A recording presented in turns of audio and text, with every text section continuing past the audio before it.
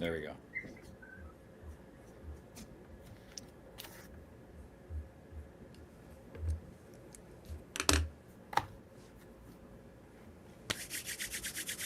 Oh. Now I have to go find the Telegram channel that I found it on. Okay. Yeah, I'd really like to get some context on that. Sure. Yeah, No, that makes very, complete sense. very Oh, fascinating. it apparently it came from horizons.service.canada.ca. Services. Like, Horizon.service. let me just forward that. Let's see if I can put that into the. There we go. Where is it? In Telegram or here? I just posted it in Telegram. Okay. Thank you for that, Ian. I thought it was all one.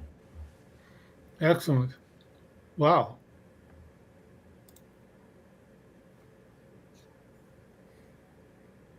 Oh yeah.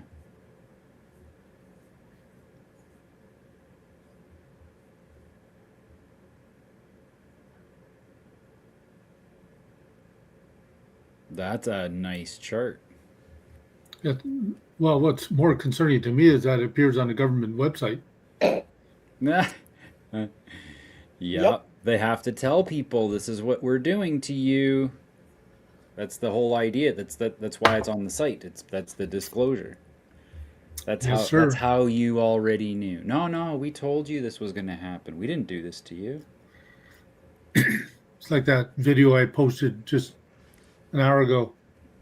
Um, it, all this mandatory, biometrics. No, it's not mandatory. None of it is. Only if you think it is. Yep. They simply make it super convenient. Yeah, and difficult. Most people don't want to say no. Right. No, I don't want to do that. I'd like a manual. This is what they're saying. I would like a manual processing, please. Mm-hmm. And a lot of the agents were surprised, but no problem. The only place they had a big problem was Peru. Huh. Oh. Yeah, Peru was. They said we were in line for about an hour dealing with them, Oh wow. That's great info. and that Great. includes children as well. Yeah. Yeah. Well, we can't have them having a happy life. uh, Okay, sorry, off subject. oh no, that's all good. I like it, and we need it because it's good to talk about other stuff too. I'm gonna grab an article here. We're gonna read on NVIDIA. Let's make sure everything's working properly because sometimes I can't always see. There we go. All right, so this is from this morning. Just Dario was one of my favorite guys to follow. Makes things make sense. NVIDIA earnings, more questions than answers on the state of the AI bubble. And he's been posting this meme for almost a year now. Today, I will cook my books to save humanity, who is the CEO of NVIDIA, Jensen Huang. NVIDIA just released its latest earnings report, and of course, it beat Wall Street analyst expectations once again, triggering algorithms FOMO buying in after hours trading. Fun fact, have you noticed that for the last 9 quarters, that's over 2 years, NVIDIA has always beaten analyst expectations for revenues and revenue guidance by $2 billion. It's a bit of a streak to be considered a coincidence, wouldn't you think? Take a look at what happened and why it's becoming very obvious how NVIDIA is crafting its earnings to continue pleasing Wall Street. Can you imagine that? It's like NVIDIA is the bank of the future.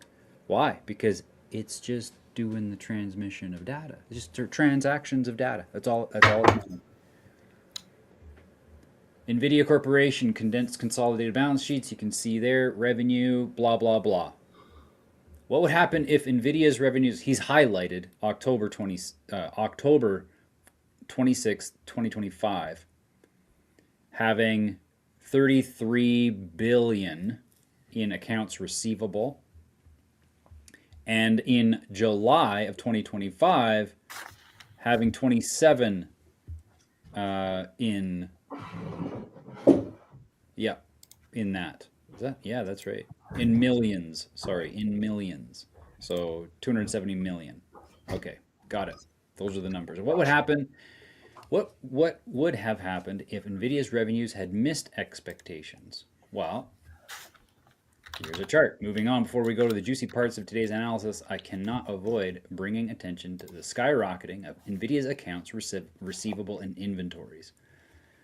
So they are receiving lots of money, but they're not making the investments in inventory that would allow them to supply. Once upon a time, such a pattern, combined with a slowdown in revenue growth, was considered a big red flag about a company inflating the size of its business. I guess today it isn't the case anymore. What if I tell you that, on top of what I just highlighted, NVIDIA's prepaid supply and capacity agreements have been decreasing for several quarters now? Well, Honestly, doesn't all of this clash with the... Oh, did you have something? I thought I heard. no, I just said, wow. Yeah. Isn't that something? Like they're doesn't all this clash with the generally accepted narrative that demand is overwhelming and supply is tight? Shouldn't NVIDIA GPUs be flying off the shelves rather than piling up in warehouses? Shouldn't the company be paying up suppliers to book as much production capacity as possible? Well, are they really piling up in warehouses, or are they just simply making it appear like they're piling up in warehouses? Oh, That's a that would good be question. virtual chips, right? Yeah. No That's a kidding. good one. No kidding. Such a good question, Ian. I like if they are not putting these chips into production, why are they doing it? I mean, you're absolutely right. This looks like a controlled release of the Well, demand. well, I mean, if they're cooking the books, then they've got to be cooking the facts about the number of their GPUs. Yep. Mm-hmm. Rabbit hole goes deeper. While at this point nobody questions NVIDIA's circular financing schemes to increase its revenues, why nobody raises questions about NVIDIA's revenue concentration is a mystery to me. In the last 9 months, 2 clients accounted for 34% of NVIDIA's data center and computing revenues. In the same period last year, 3 clients accounted for 36%.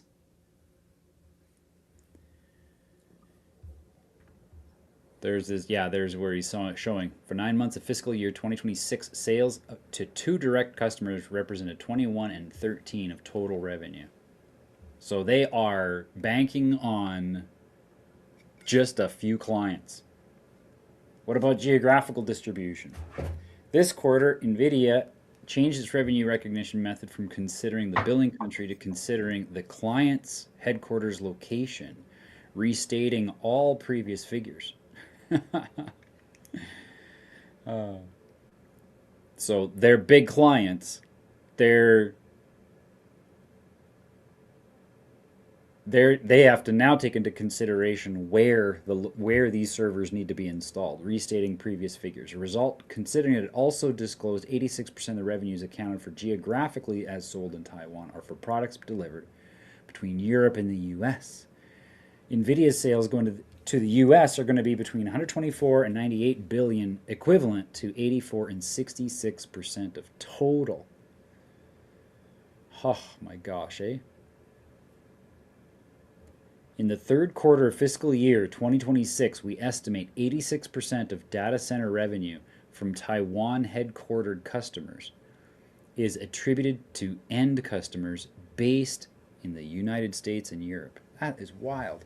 Fair question. Why is no one else in the world outside the US rushing to buy so many GPUs? He does have this going back. This is another report. Data centers frenzy will be remembered as the largest waste of capital in history. And I'm going to go ahead and copy this link and throw it in Telegram. It is a good read. So why do you think what do you think the answer to the question is?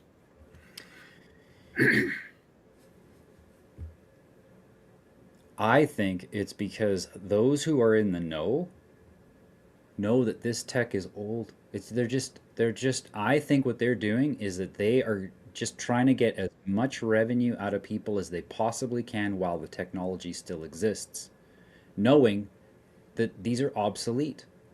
I've been saying for a year and a half now, the chips that they're making these AIs with are obsolete. They're never going to be able to do what we're scared of AI being capable of doing because they're the wrong chips. And I think they're doing a good old classic Enron rug pull. Look at how awesome AI is. Buy chips now, and people are falling for it, building these massive data centers. So they're selling. So people are going to invest in the stock. That's one way to steal from people. Yep. People are going to invest in the product, and they're going to invest in products that promote um,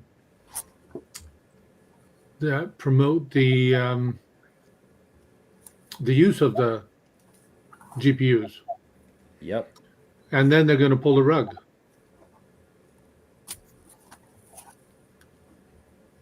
Yep.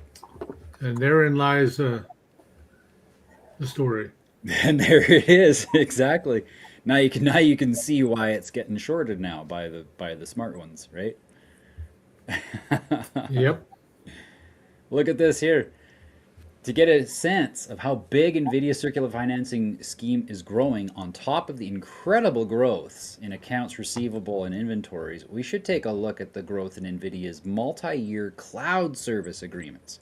I remember saying this too. You think the chip making business is huge. NVIDIA is making tons of money on the back end because it's all cloud computing. As a matter of fact, represent NVIDIA's commitments to buy computing capacities from customers who buy its own GPUs. The amount literally exploded to 25 billion, from 12.6 up to 26 billion. If you still struggle with understanding what's going on, I suggest reading this one, The How to Fabricate Revenues for Dummies. I think that's an older one. That's from 2024. Now let's get to the most juicy part. Do you remember the big announcement about the $100 billion partnership between NVIDIA and OpenAI back in September? We talked about that on a market analysis. Hey, Maureen, I see you there. And Audrey, you're there too. Sweet.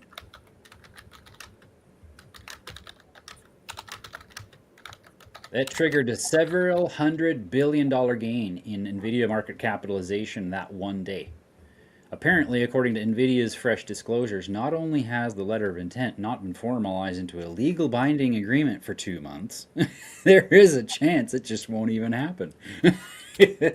We expect, it says here, highlighted, we expect to continue investing in strategic partnerships in the third quarter of fiscal year 2026. Oh, sorry. No, that's 2 sentences. It's a little bit fine print there. We expect to continue investing in strategic partnerships. In the third quarter of fiscal year 2026, we entered into a letter of intent with an opportunity to invest in OpenAI. In November 2025, we entered into an agreement subject to certain closing conditions to invest up to 10 billion in Anthropic. Anthropic is the LLM producer for Claude. There is no assurance that we will enter into definitive agreements with respect to the OpenAI opportunity or other potential investments, or that any investment will be completed on expected terms at all. What the hell is going on here? He says, it's all happening. One giant game of smoke and mirrors? You tell me. This isn't even the best part. It's now public. Now, how CoreWeave, one of NVIDIA's key clients, investments, and partners, is struggling. CoreWeave provides compute for big, like the Amazon AI data centers. They provide cloud services as well for, like, if you want to start up your own LLM, you want to train it up, it's going to cost you about $5 million just to get started. You want to do that, you have to use CoreWeave because they're the only ones that can provide that to enterprise grade level. So that's one of NVIDIA's clients. It isn't. It's struggling. However, what isn't public is that after NVIDIA agreed to buy from CoreWeave any unsold computing capacity up to $6 billion until 2032, CoreWeave, or there's the link there. NVIDIA now also agreed to directly finance CoreWeave's buildup of data center infrastructure. How can I say this? This is another fresh discourse from NVIDIA's earnings report. This is good. In the third quarter of fiscal year 2026, we entered an agreement. We already read that. No, here we go. No, Agreement. no, we didn't. That's right. This is different. We entered into agreement to guarantee a partner's facility lease obligations in the event of their default. The agreement allows our partner to secure a limited availability facility lease backed by a credit profile in exchange for issuing us warrants saying we will buy from you. The maximum gross exposure is 860 million, which is reduced as the partner makes payments to the lessor over 5 years. The partner has placed 470 million in escrow and executed an agreement to sell the data center cloud capacity, mitigating our default risk. It's the formation of the next generation of bank. Maximum gross exposure. If the escrow cloud capacity agreement not sufficient to cover an event of default, we have the option to assume the lease for internal use or sublease. The guarantee, classified as credit derivative with changes in fair value recognized in other income and expenses as an insignificant fair value. It would be a hell of a coincidence if CoreWeave's total amount of restricted cash in its non-current assets is exactly 470 million, right? Well, look at what the amount is that they just reported in the last earnings. September 30th, 2025, 477 million. December 31st, last year, 637. So they lost. How big a deal are these commitments and guarantees becoming for NVIDIA's business? The company answers it in another fresh discourse we have entered into and may in the future enter into. Commercial arrangements, including long-term capacity purchase obligations and financial guarantees supporting our customers and partners' build-out of data center infrastructure. These arrangements expose us to counterparty risk, including customers or partners' inability to secure necessary financing or infrastructure, significant project delays, or financial distress or insolvency. Despite our efforts to mitigate these exposures, if triggered, these obligations could require payments that may negatively impact our business, financial condition, or results of operations. If this doesn't give you an idea of how fundamental circular financing is for the whole business of NVIDIA, and let's just extend that to the banking system, because data is the highest by volume today, the highest traded commodity. So by extension, we're just watching the formation of the next bank right now, and it's not going well. We're watching what? The what? The formation of the Great Resets Bank, basically. Is that the circular financing that you're talking about? The formation of the new bank is a circular financing? That's right. Can you describe that? What do you mean by circular financing? Good one. That's a good one. Let's go to his stream here and see if we can't find that real quick.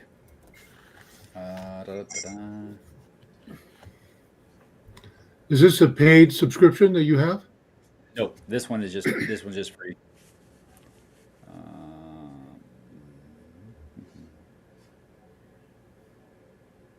This might be it here.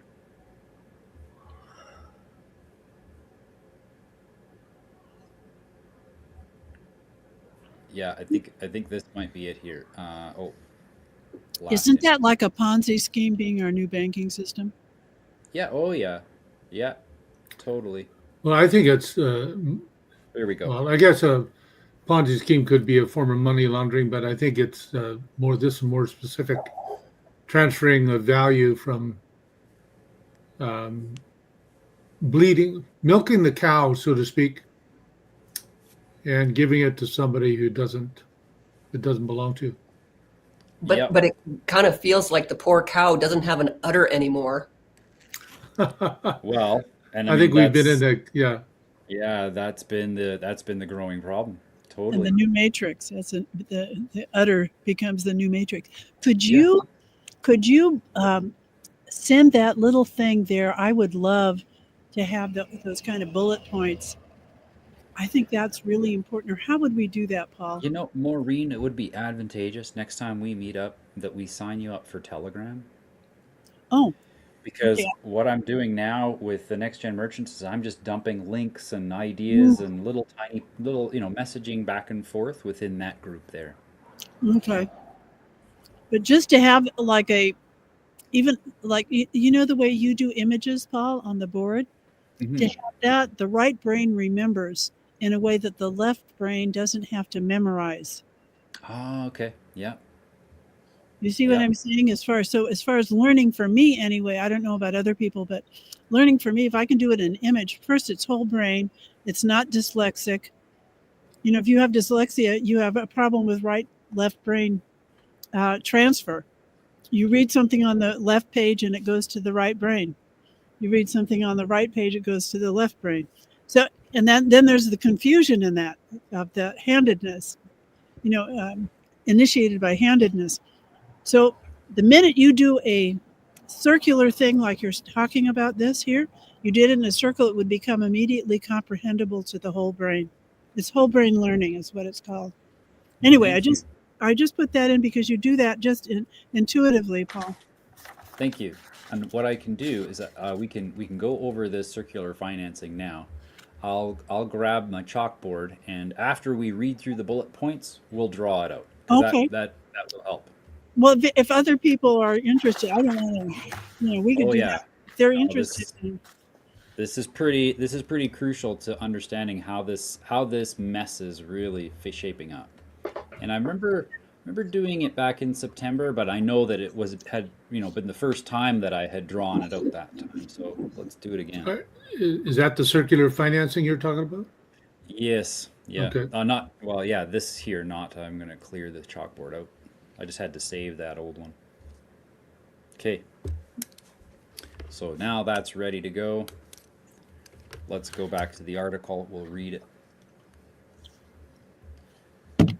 So here's the development that came to light in back in September. NVIDIA is committing 100 billion to OpenAI.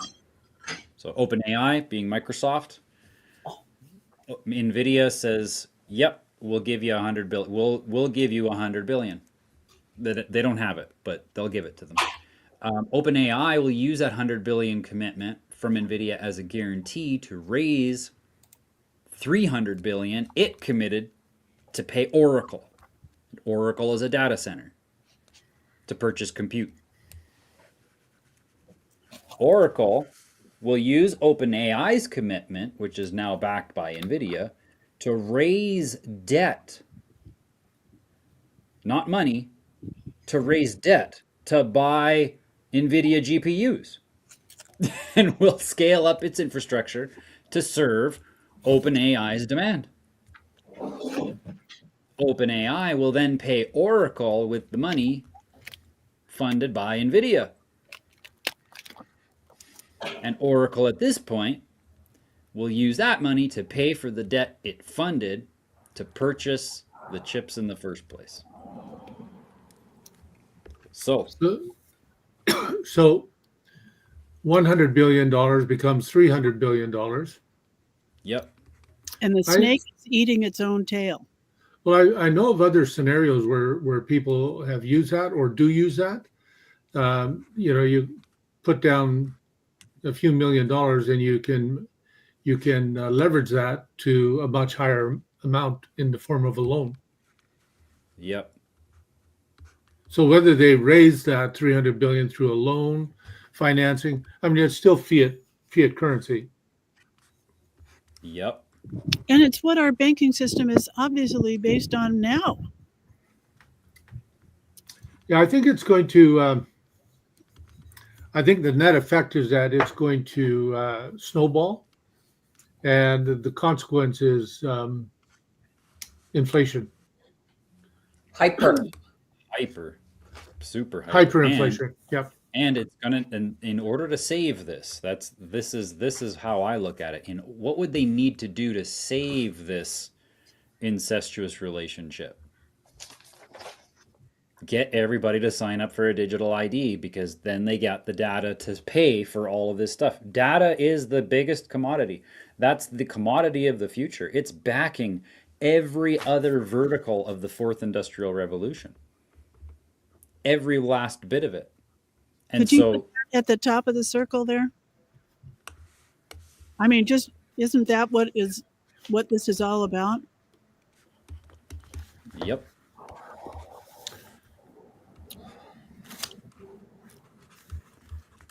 Largest commodity by trade volume.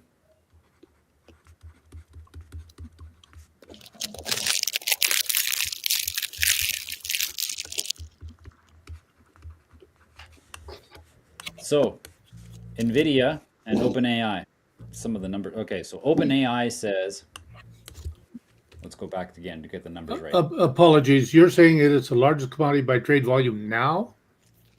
Correct. So we're It's already not in traded. we're already in Not- the future. Yes, we are already in the future. Yeah, Okay. it's crazy. And the reason why is because everything, like once the computers, these printing presses started networking from house to house, it just made data valuable, because there's everybody's lives being recorded constantly. So NVIDIA says, okay, we're going to have 100 billion here. This 100 billion is going to OpenAI. OpenAI says, thank you very much. Now we can start. There's like a down payment, basically. The way that I gather that, like, they're going to use that 100 billion as a guarantee to raise 300 billion it committed to pay Oracle. So they're basically saying, yay, we can take this 100 billion and turn it into 300 billion through, because they got the 100 billion. So obviously they can be approved for the loan for 300 billion. So they create 300 billion out of this wondrous gift from NVIDIA, assumably from the banks. And I'm going to say BlackRock specifically, because that's BlackRock, Vanguard, that's who's really doing all of this stuff. You know, all of these banks and stuff like that, they're just companies, front companies. So OpenAI says, oh, that's great. Now we got the $300 billion out of thin air. We're going to send that over, 300 billion. We're going to send that over to Oracle, because we need them to run the compute. And this is just the processing. So NVIDIA is going to be selling chips. Well, what's the difference between chips and compute? Does anybody know? Compute, does anybody know? It's what the chips do. Thank you. Yep. Training. Because it takes time to train these guys. Training Takes a lot. who? LLMs. LLMs are just the program that transmit data back and forth. They're programs that, you know, take in input, compute, and then put things onto output. But the program itself needs a host. It needs to be somewhere. Is that the language? Not so much that. This would be the equivalent of web hosting. OpenAI is going to host their own website. They have But to that have a website right? the websites that we build, We have to get a host, we get an IP address, and there's a certain amount of processing power that you're allowed to have depending on how much you're paying. Where, you won't be able to have 5,000 people visiting your site all at the same time because the computer that's running that server doesn't have enough power to transmit and receive to that many connections all at the same time. So in the same way, OpenAI is going to take care of their web stuff, but they don't have the computing power to handle these LLMs. That's Oracle's job. So Oracle is going to be where the LLMs are installed. Does that help? Paul, I'm wondering about like the prompts and training people to use prompts. I don't know how that figures in there, but isn't the data that's received based on the prompt that people are given? Am I off base here? I don't know. Oh, no, you're not off base at all. Yes, prompts are all brought in and recorded and tagged and keyworded and all that good stuff. But here's what a lot of people, this is where the baby boomers have a difficult time Yes. transmuting this into something bigger. And I'm going to explain it with the simplest of terms. Okay. The next generation of kids that are coming through, like they're 20 years old, they've been using computers at school for 10 years already, and it's everywhere. They don't look at LLMs like we do. Even me, I'm guilty as charged for doing the same thing that every other baby boomer does, and that is go to AI with questions. It's not wrong. It's not wrong, but it's not Google.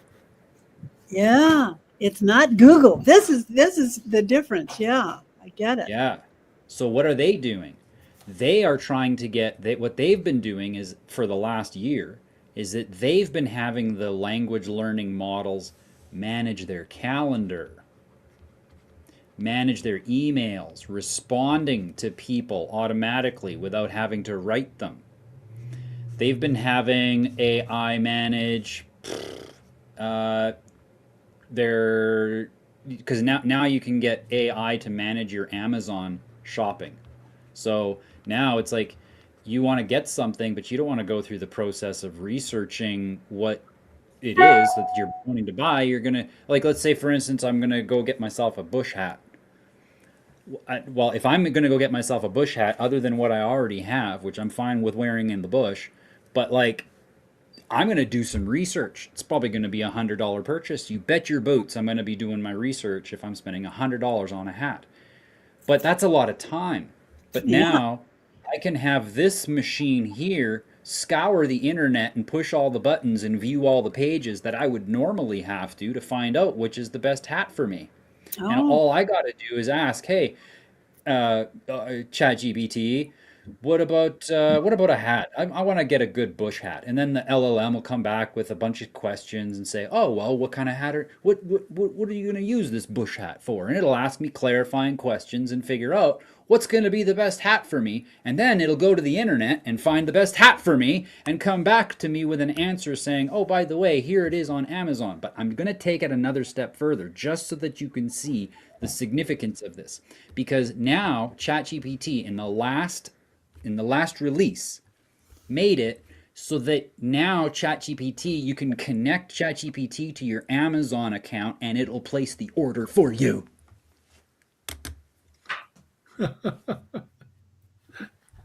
Paul, is it the difference between a query and a command? A prompt that's a query would be the question, like Google. Yeah, you're right. A prompt would be research this, and these are the parameters, and and limiting and giving it like this labyrinth to go through to get exactly what you want, and learning to think like that. Yes. I don't think command or question makes a difference. Whatever your input is, yeah, exactly. That's what your output is going to be. This is really whether it's in the form of a question or a command, it's going to do what your input is. This is the transaction here. Yeah. This is actually what's occurring. The transaction is I'm putting some data into this machine, and that machine is programmed to optimize the output in accordance to what is most probably going to satisfy my input. As a friend of mine told me decades ago, computers are stupid. They do exactly what you tell them to do. Correct. So that's this AI as a supercomputer, and it just has data that it draws on. Yep.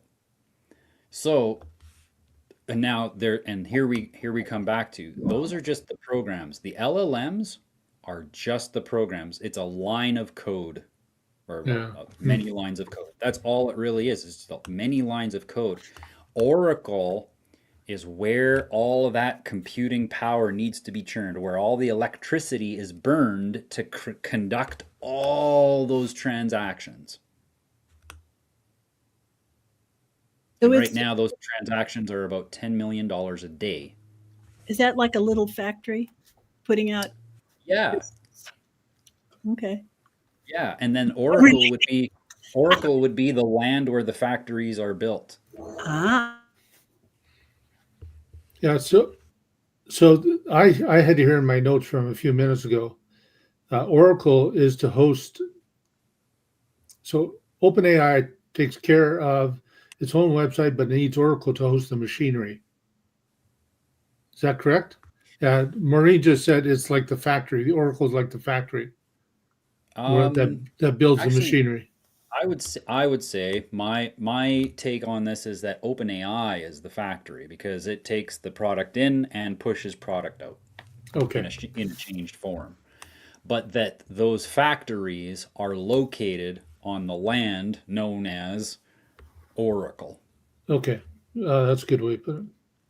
That's the space where all of this program can flourish and burn electricity. and it's the relationship between the two.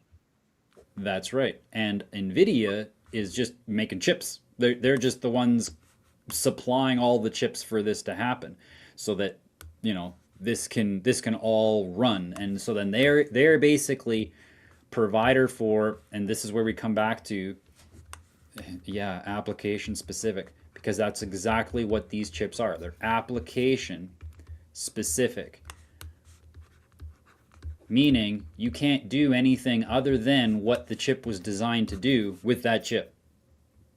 So if you've got over here in Oracle, they might get from OpenAI lots of requests for a specific type of task that a specific type of chip from NVIDIA is really good at completing.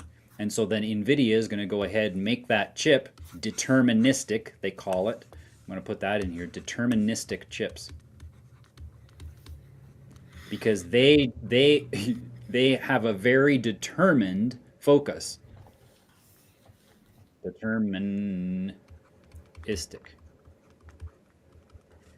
And Oracle then hosts those chips and provides the compute or the electricity, the energy to have those chips process the language.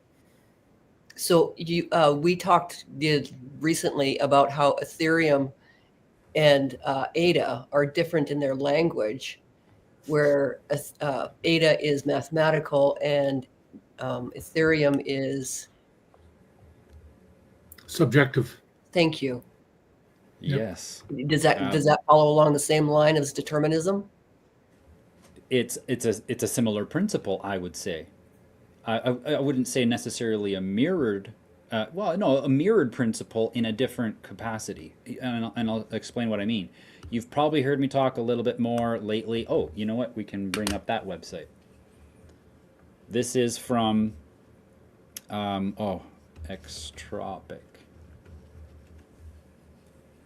Xtropic is a computer chip manufacturer that is going into thermodynamic computing, which allows the computer chips, the actual hardware, to be probabilistic instead of deterministic. Which means now we don't have to make chips that are application specific. They're self-modulating and self-adopting to whatever application you want to use. Amazing. So this is where we're headed, where now it's a probabilistic computing. that probabilistic computing is going to work a lot better than application or deterministic computing when it comes to a learning language model that is probabilistic. Because all it's doing, this is the thing, AI is nothing but a probability calculator. If you put in an input, its job is to simply figure out what is the most probable thing that I could output to have you have a good experience. That's all it is. Calculator. So And all using that, using that same language, deterministic, probabilistic, what is Oracle? Is it just simply Oh, Oracle is just providing the power. It's a data center. They're no different than like Apple. They've got different centers for different components that they build. okay? Kind of idea. OpenAI is using deterministic abilities of NVIDIA Yep. to generate probabilistic outcomes Yeah. based on the power supplied by Oracle. Correct. Okay. It's the Yep. computing power, though, isn't it? Isn't it the computing power?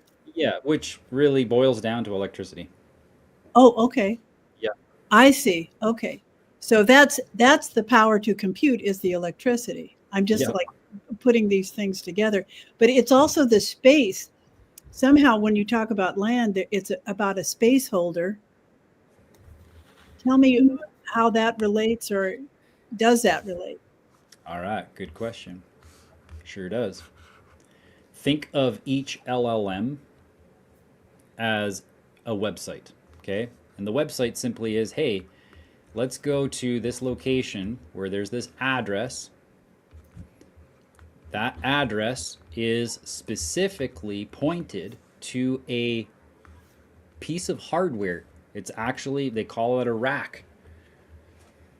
This is our full metal rack, they'll call this. And it's just all of the components for a computer. But that computer has one specific task, and that is to be present in case you have a customer that wants to see your online digital brochure. Well, when they click, because you don't have a server, you don't have the knowledge of how to deliver this, and so you pay someone to do that. They call it web hosting. So this here is just, this here is now, I just had to look at the time, make sure we're still got lots. This here is on a physical piece of hardware that takes electricity to process. Every time something touches that website, sorry, that server, then there's an exchange of data, and that exchange of data simply consumes electricity. And so really you're just paying for every, typically speaking, you're going to pay, $6 to $10 a month at the low end for a good one. You're going to pay that. But what you're really paying for is a flat rate on the electricity to do the input and output of that data. So it's like mining. Yeah, totally. That's exactly right. And that's the other thing too. It's like, Bitcoin, the value of Bitcoin right now, as here, well, I shouldn't say right now, here in the summer, one Bitcoin was, it was hovering around 105 or something like that. I remember $105,000 was the value of the Bitcoin. But for all of the mining that had to happen in order for that Bitcoin to be in existence, the cost on mining was $40,000 of electricity.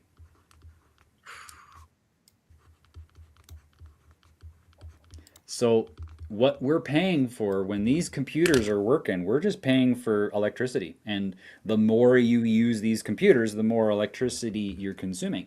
We don't notice it at home, but these power companies sure do, right? Or sorry, data companies, right? They're just exchanging energy for a different type of power, which is what? Button pushing.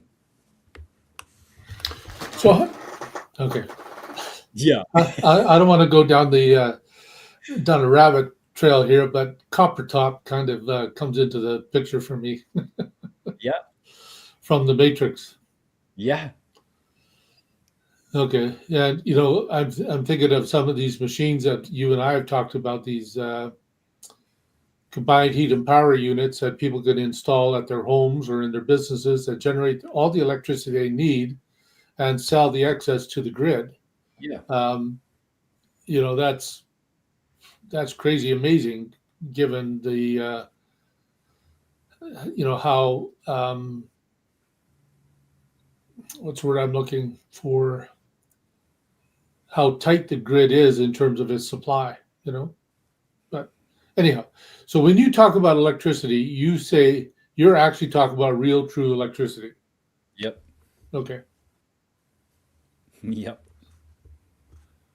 So the more electricity they generate, the more electricity that's needed in these systems, the more they have to generate. That's right. And And that's not going to happen. When you watch that show Landman, it's interesting. There's a clip from Landman. I don't know if any of you guys are familiar with that show. no. Landman is about the oil patch, particularly in the state of Texas. Um, the very well-known actor, what's his name? Billy Bob Thornton is the chief Oh yeah. actor in it. Okay, but anyhow, there's a clip from it that people in the oil industry have referred to time and time and time again, because it talks about how um, there's such the call for solar and wind power generate electricity versus oil patch based electricity, either natural gas or whatever. Hmm. I think, and I'm just shooting off the top of my head here, I think all this un independable, undependable solar and wind power electricity generation is going to be for the people, and all the oil and gas generated power is going to be for industry, Mhm. Yeah.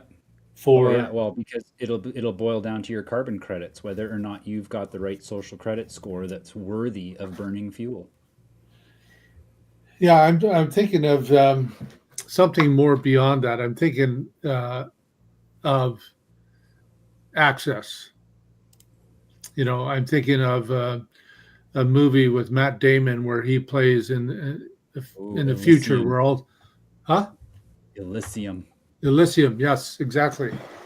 So everybody up there has access, but everybody down here, no. Yep. You're stuck where you are, and so that's what I'm talking about. And I think that the way that they're going to accomplish that world, that 15-minute cities, it's going Oh, to be a pack 'em and stack 'em. you cut out there for me. Did he cut out there for the rest of you? Yeah. Oh, I apologize. Yeah, I said I think how they're going to accomplish that is through the 15-minute cities, the pack 'em and stack 'em Agenda 20.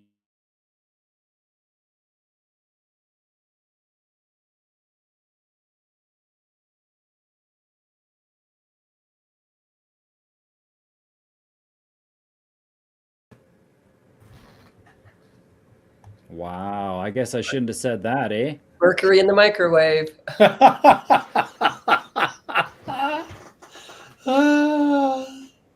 Was I not supposed to say something there? Well, Or who knows? Maybe it's a connection between electricity, I know, right? Elysium, and all those guys, and what you said. Social credit score with On the Oracle is a little bit blackboard. low.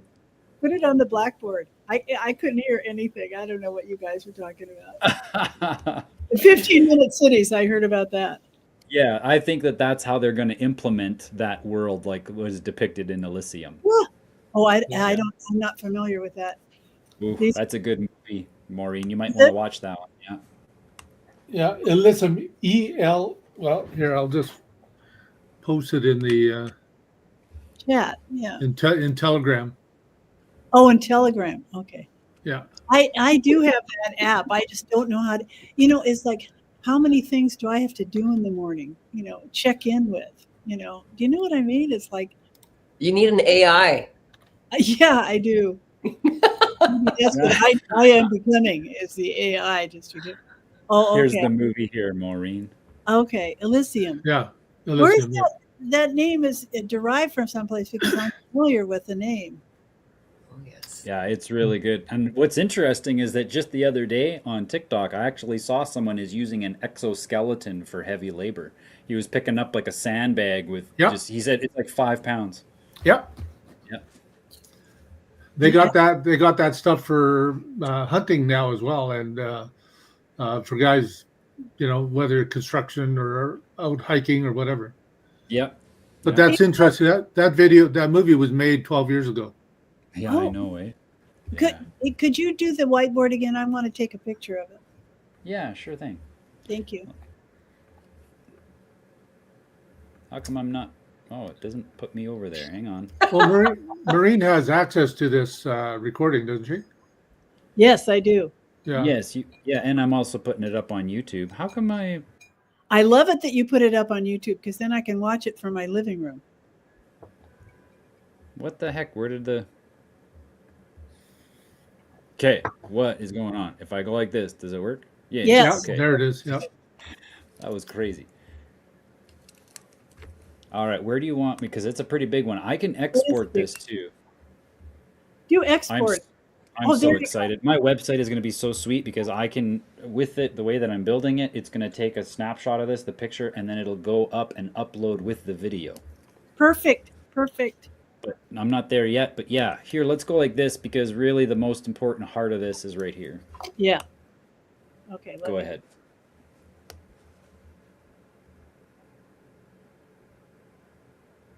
Okay. Thank you. No problem. So, and we haven't even finished the money circle yet. The gifting circle. What do they call it? Money tree. What is it? The Ponzi scheme. Circular financing. Yep, circular financing. And it's not even creative. So 300 billion is over here now. And Oracle is going to have like this ethereal 300 billion because it's just a big schmoz already. They can now take that 300 billion and give it to NVIDIA so that they can supply the chips that are required to make sure that Oracle has enough to process for OpenAI. Nobody has a business yet. Like it's like nobody's got a business and they're all just like, "Okay, I'll start." What happened again? What's going on with that? There must be something button somewhere being pushed somewhere. Oh, I think I pushed a button. I can't see. Better put my glasses on. Oh yeah, no, that's okay. The microphone button, and it goes back and forth. I press the microphone.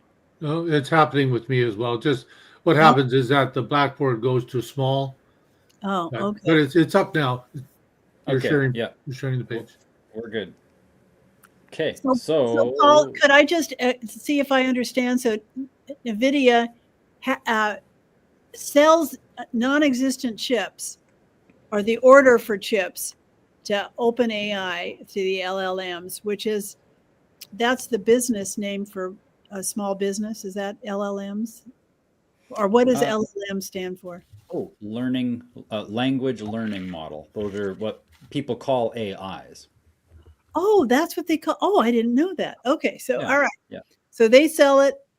They sell the order. They take an yes. order. And Well, yeah, and more specifically, NVIDIA is simply saying we're giving $100 billion to OpenAI to get the money tree started.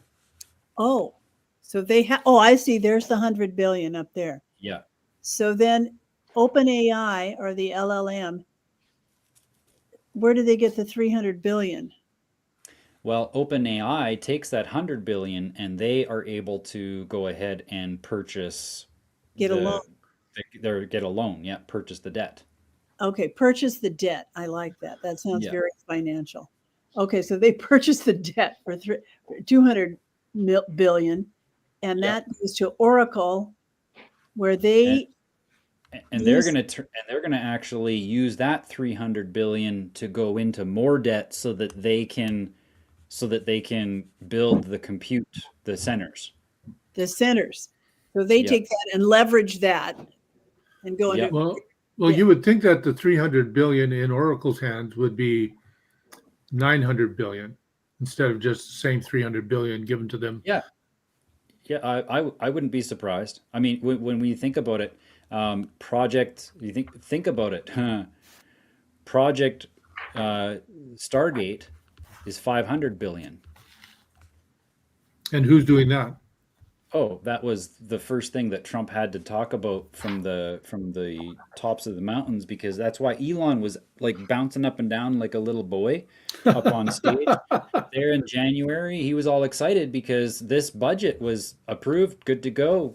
Yes, it was like one of the first things he did after the inauguration. He approved this $500 billion Stargate project, and it was specifically to build the best AI for America. If you Okay, want to so know how well why one of the reasons why this story works so good is because all of the people got addicted to Marvel comic films. And what we're seeing is literally playing out the rich philanthropist billionaire that's a playboy, right? That is just spending money hand over fist to make sure everybody is free, make sure everybody has the tech they need for a safe world. That's Tony Stark. okay, question: where does NVIDIA get its 100 billion? That's a good question. I think that's where, whoops, there it went again. There's got to be a starting point, and somebody's got to be. Hey, we're gonna watch a movie. Oh, yeah. Where did that go? Uh-oh. I thought I was in here.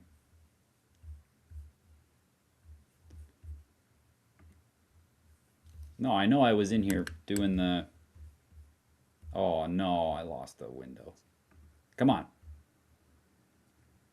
It was in here. What was it? What was it about? No, that's Coindex. Oh, my gosh. The tab that I had for the article, Oh, because it goes back in this article. It does explain where they got the 100 billion, and now for of course I just for can't. just stereo. Yeah, yeah. No, it's not in there. Oh, that's frustrating. Can't be all gone. Are we going to deal with glacial drop tomorrow on market Um, analysis? yeah, we can do that for market analysis tomorrow. Sure. Good. Oh, wait a second. Tomorrow's Friday. Yeah. Yep. Nope, but I can't do it tomorrow because I'm going to be on the road during market analysis, Oh, just landing in Edmonton for my meeting with Ian. oh, Yeah, shoot, I don't know where that Monday went. then? We can do it Monday, I guess. Yeah, let's do it. Let's do it Monday. Oh my goodness, where did that tab go? I wonder if I closed it accidentally. Would it be in your history? Should be recently, yeah.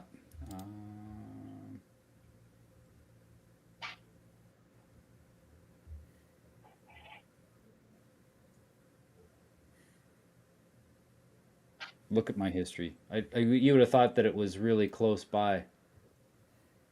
Yeah.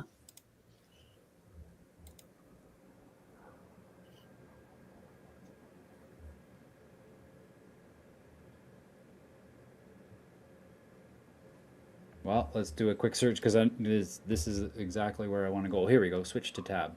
No, what are you doing? Last inning. There we go. Where was this? Yay! I don't even know where this is right now. Okay.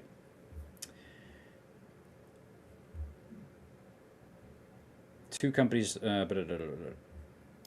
Okay, so here's an article that talks about the 100 billion.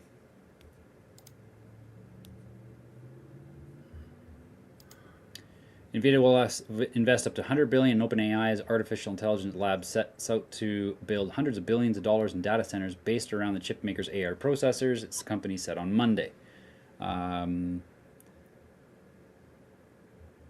You know, they might not be. This is where it's like they don't have the money. I know it's not. They don't have it. That's the thing. So some elitist or individual is going to give it to them. Somewhere it's going to come through. Yep. Either they're getting a loan for it or they are, who knows?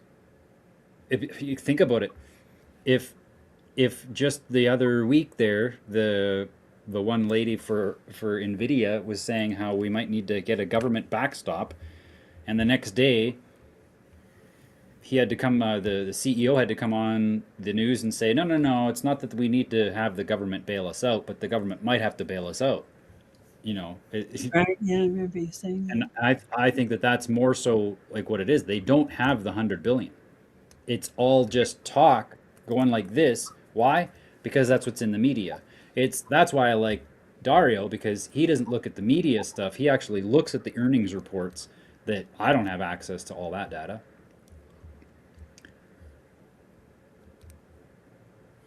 Cool. Yeah, it's something else.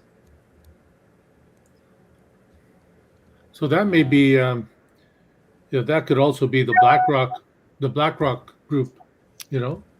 Yeah, totally. Again, Look at I what think it says up there, Paul. It says, personally, I don't think the 100 billion guarantee to open AI from NVIDIA will be enough to convince banks to lend Oracle billions of dollars to finance the buildup of an infrastructure. So it's not even that they're giving them the billion, it's that they're guaranteeing it.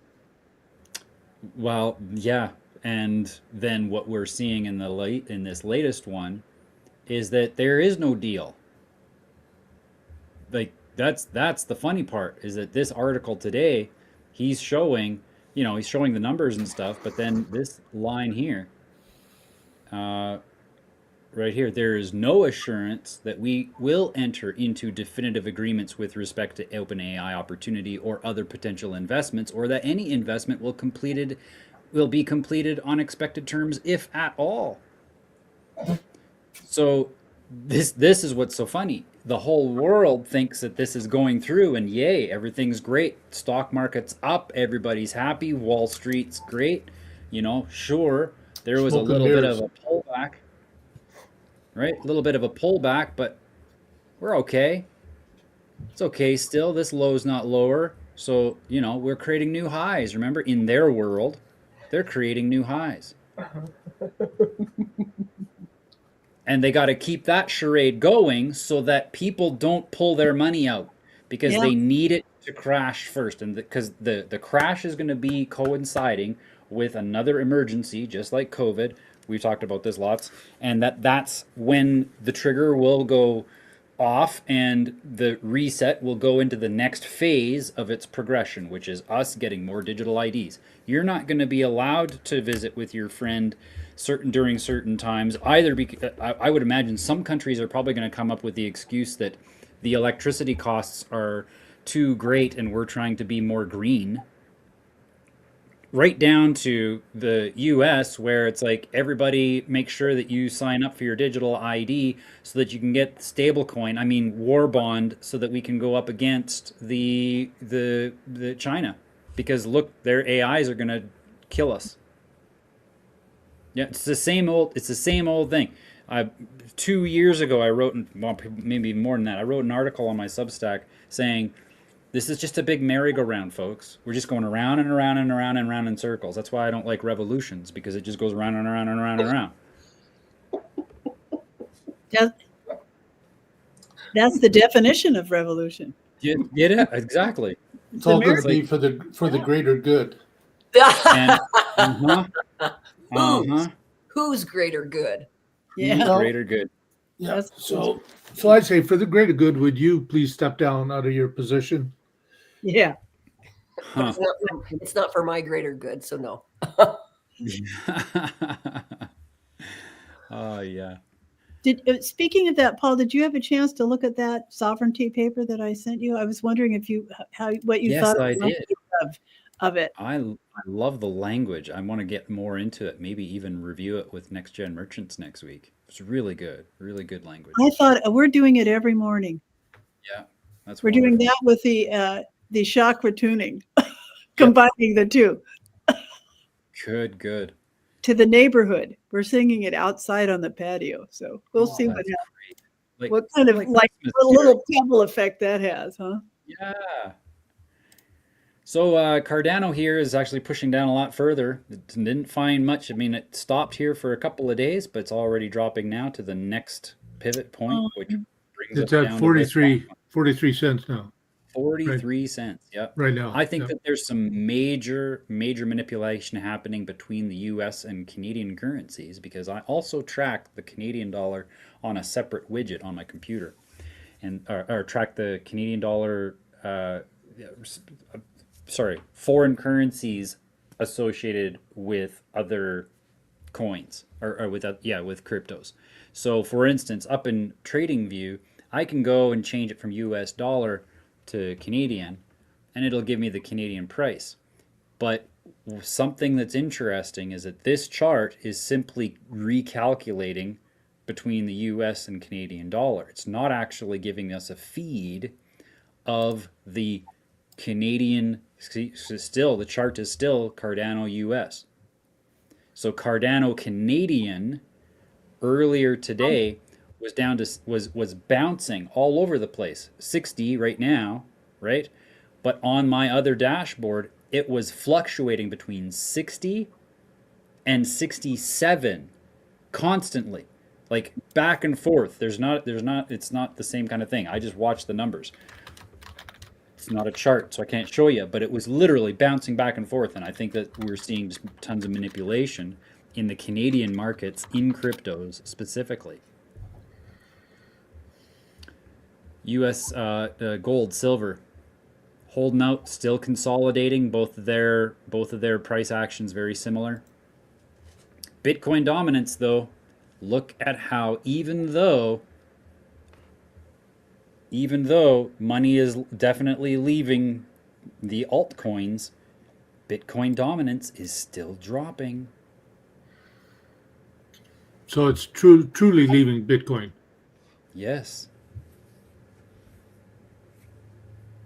And that's why, like, there were a couple of people who expressed the desire to sell, and I was tempted to say it would be a good move, except Bitcoin dominance is still dropping, which to me means it is just a matter of time before this reverses.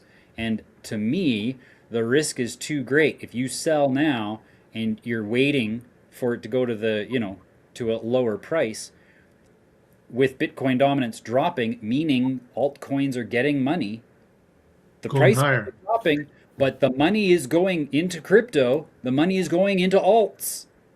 Except that they too are all dropping. Right. Why would that be? Why would the increased demand of altcoins not coincide with an increase in price? That is the question. Yeah. Maybe the money's just going out to ETF. cash. Think about it. It's the ETF model, and that is a more macro level to the same thing that what exchanges do. Most of the volume that gets traded is on exchanges. The exchanges, they are the new banks. When you go, like, yes, we talk about how the data centers are the new banks. That's the central bank. Okay, the cryptocurrencies that are out there, those are just the branches, and the exchanges are the main big, like the big ones, right? So the exchanges, they control the they can control the volume. And this is what exchanges have been notorious for doing this, especially since the dawn of the internet in the 90s. Exchanges began falsely reporting volume simply by simulating trades within their own little platform. Oh, let's move it from here to there, here to there, here to there, here to there, through high frequency trading even to push the price wherever they want. So we're noticing the same pattern again. Wait a second. More money is coming into, money is coming into cryptos, but it's not going towards Bitcoin. In fact, out of all of the cryptos, Bitcoin is actually losing ground in market dominance.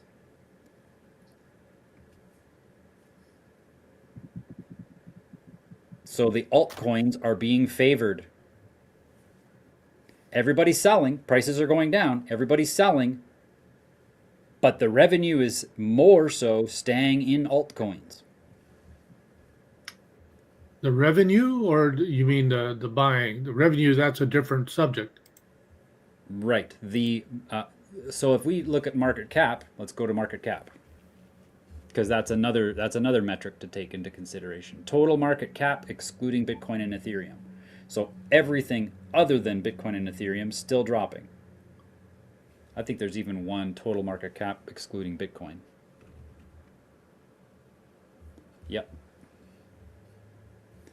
So market capitalization is still dropping, but the market capitalization of this is not dropping at the same rate as it is with Bitcoin. And normally, Yeah. if Bitcoin dominance or rather, if Bitcoin market cap is dropping, it automatically translates into altcoins are dropping because that's how it's always been.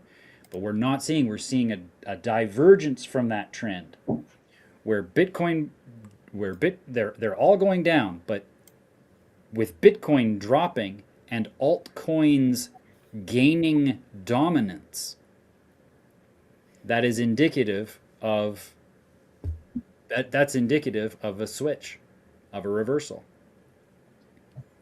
That when Bitcoin comes back, let's go to the Bitcoin chart, because we've got technical analysis to look at now, right? Right now, we found our next support line right here. Market structure is C, meaning 74,000. Sitting right now, 86. If it drops down to there, 12%, that's easy. Bitcoin can do that in a day. Look what it did up here. This was one day, it did 14%. And this could also provide support. When Bitcoin does come back up in price, because the dominance has been dropping, the volatility will be experienced, more growth will be experienced in altcoins, simply because that's where more of the money is being held. At least that's the trend. Would it be that Bitcoin's losing more money than the altcoins? They are losing market capitalization faster than altcoins. That's Yes. Yep, that's right.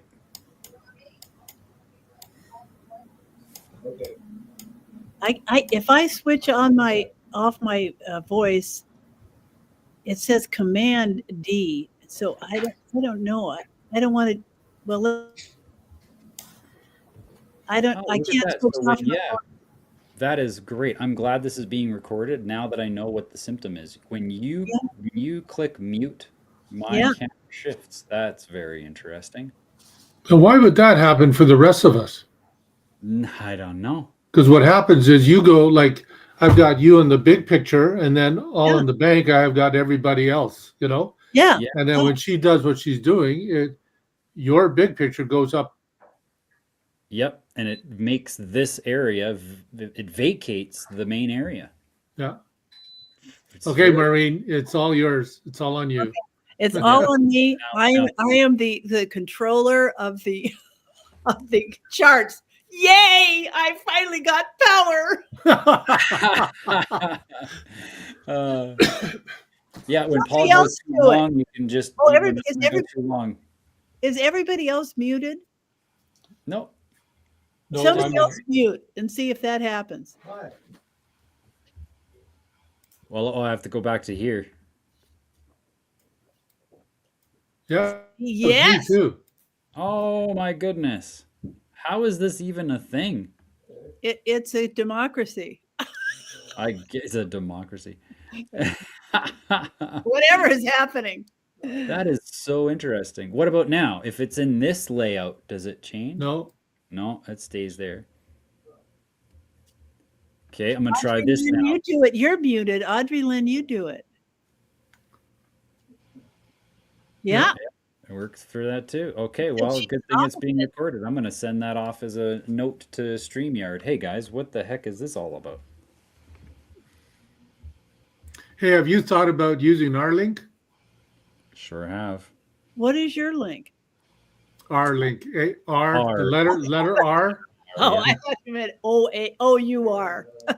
Yeah, I'm very seriously looking at it as a both streaming and then of course having that directly sent over to my decentralized storage.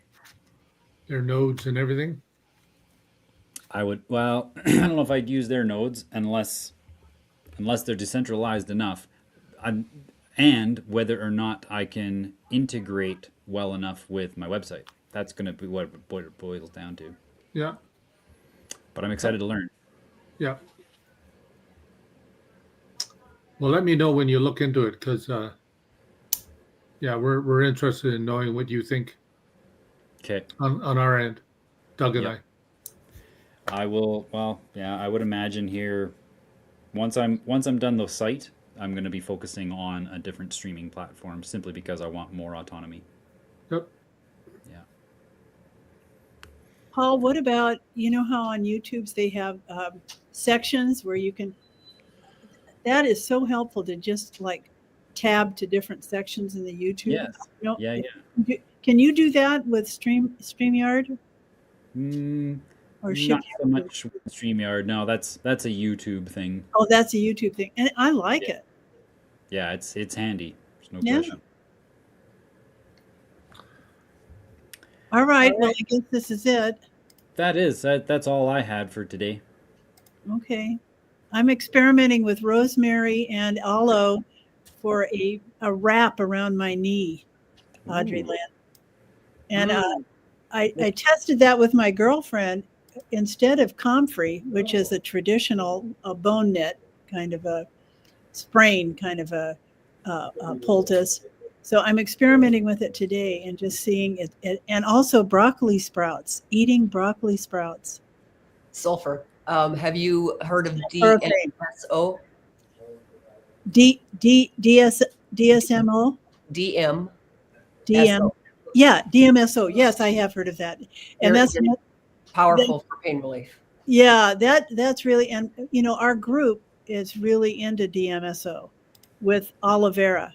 And I like it when I can do it natural because I've got rosemary and aloe. So I'm going to try that first, but I do want to try DMSO for my sister for pain because it's supposed to be really, really good. Yeah. Yeah. Okay. Good. I just wanted to share that with you, and I notice how many pines we have around here. But your pine is a particular type of pine, isn't it? That you use. Well, we have the white pine White and then pine, that's what I was thinking. the black pine too, I think. Yeah, lodgepole pine, Lodgepole, black pine. yeah. If you go far enough, you can get ponderosa. I don't know what the name. I guess I could identify it. You know, with the identifier app, I can try that. I'd be curious about the redwood that you have. We don't have any redwood. No. We not here because I'm in Southern California. Oh, right. That's more northern. Yeah. That's more northern. Judy would have redwood because she's up in that closer to that area of having redwood. And then who else? Somebody else was saying they had redwood. I can't remember who it was in our group. Anyway.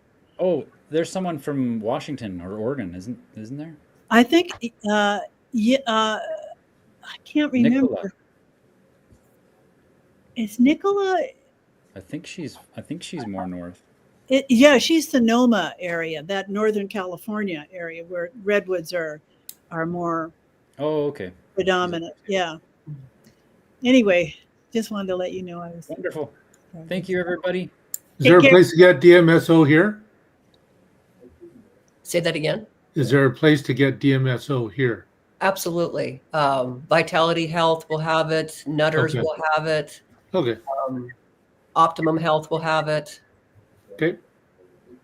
They were saying something too that the people here, and just to open a discussion about it, is that the 100% pure, you have to dilute it, and that is tricky. And they sell it with aloe vera, which seems to be very potent. Yeah, if you can use it. I can't use aloe vera. My body doesn't like it. Oh, isn't that interesting? Is it because of the tannins in it, or do you soak aloe vera? Soaking No, just when I've used the commercial product, I've had a negative reaction, so I don't use it anymore. Okay, well, maybe not. So not for my barrier, I'll use like tallow. yeah. Anyway, yeah. Okay, guys. Take care. Take care. Nothing to you all. We'll talk about